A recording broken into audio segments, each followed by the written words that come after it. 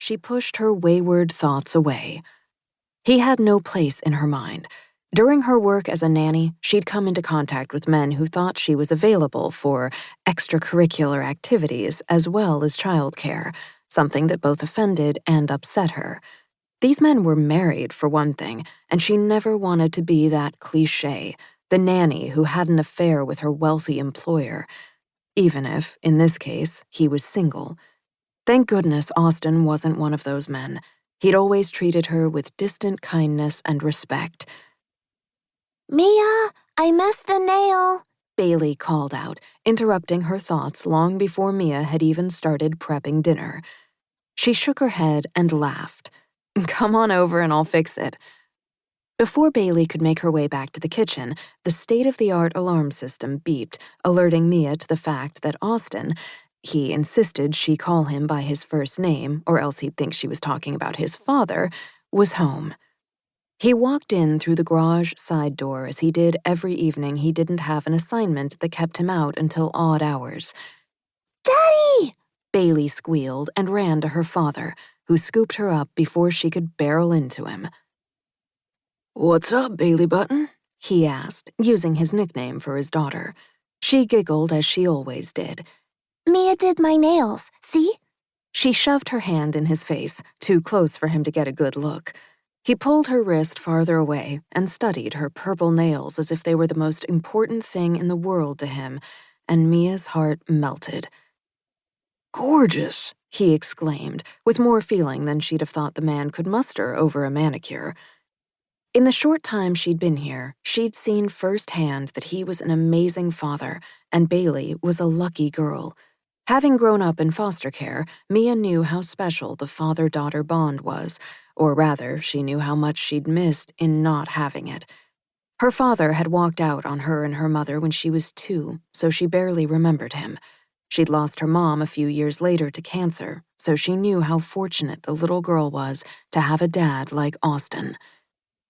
"I messed one up, so Mia has to fix it," the little girl said, wriggling out of her father's embrace.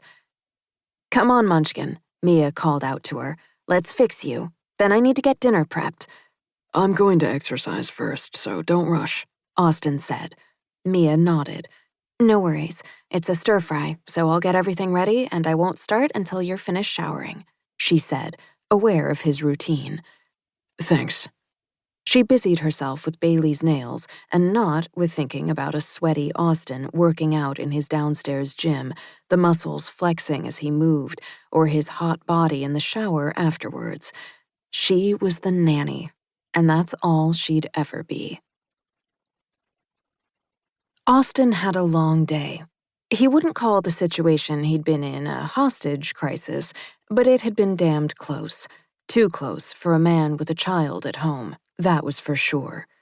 The woman he'd been guarding had snuck out to meet with her ex while Austin had been busy with her little girl. He usually received the kid-friendly jobs because, according to his boss, Dan Wilson, Austin was good with children, as if having his own made him an expert on other people's kids. Being around other kids only made him long for his daughter, because at least he understood her. Until the teenage years hit. He shuddered at the thought. After a long, hard workout, weights and cardio included, he stepped into a hot shower and let the steam relax his muscles.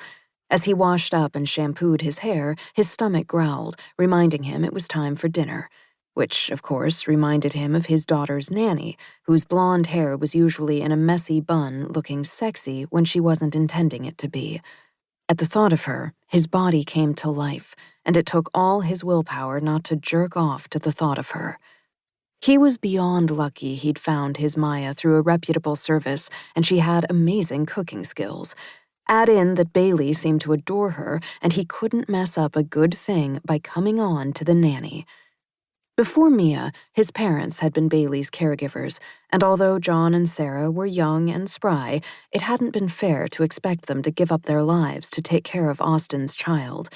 No matter that they loved their granddaughter, they'd already raised their kids. Austin and his sister Sharon. Head on straight, he dried himself off and pulled on a pair of black track pants and a light blue t-shirt, then headed downstairs to find his daughter. As he approached the kitchen,